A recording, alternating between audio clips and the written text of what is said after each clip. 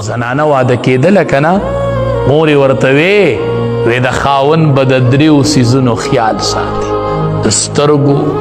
او د پوزې د خاوند به د سترګو خیال ساتي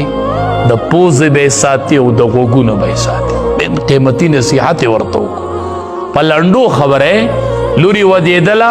وی د خاوند د دریو څیزونو خیال ساته وی د کمو وی د پوزې او د سترګو د غوږونو بس خبره ختمه د روغ ژوند نصیحت یې ورته وکړو او زنیغ ورته وی خاوند دغه کا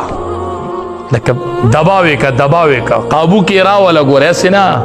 چې بیا وروستو بدماشي کوي په قابو کې به یې راولې حربې به ورته ښي خاون دی خاون بادشاه دی وللرجال علیهن درجه خاون له الله درجه ورکړي دا به د پاسې دا ملک دی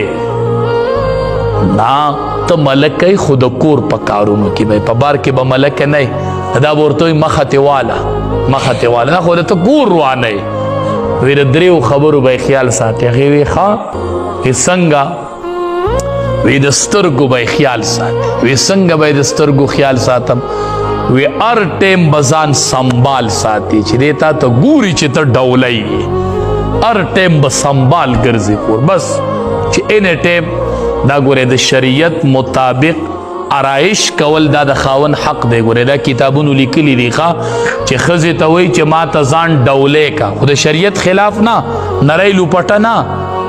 او دا ښځه ځان نه ډولی کوي کتابونه اجازت ورکوي وی ودې ډبوي دا ښځه دا د حق دی دا ولې دا نه کوي نو د سترګو به خیال ساتي سترګو خیال دا دی چې هر ټیم به ورته سنبال کړي ګرځي ته بیا ګوره که نه چې واده له چېرته لاړه شي او راشي سړی پیژني نه چې دا هغه ښځه راغلي میلمانه راکر راغلي دي چېرته خپلې ښځې ته چې میلمانه نه وي د خدای ساده بندي ګڼې دقه آرایش او دقه پوزیشن خاوند ته کوه نو د سترګو به خیال ساتي هر ټیم به ډولی ګرځي وی صحیح شو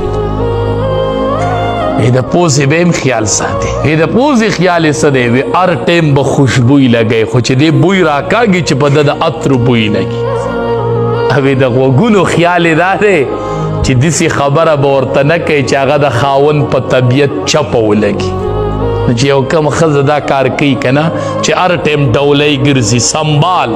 هر ټیم یې عطر لګولي او تا ته داسې خبره نه کوي چې هغه په تا بده لګي نو په دې خاوند تعویض ته ضرورت شته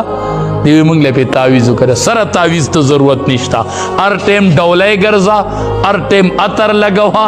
او هر ټیم داسې خبره مه کوه چې په هغه چپه ولګي بس کور به دې جوړي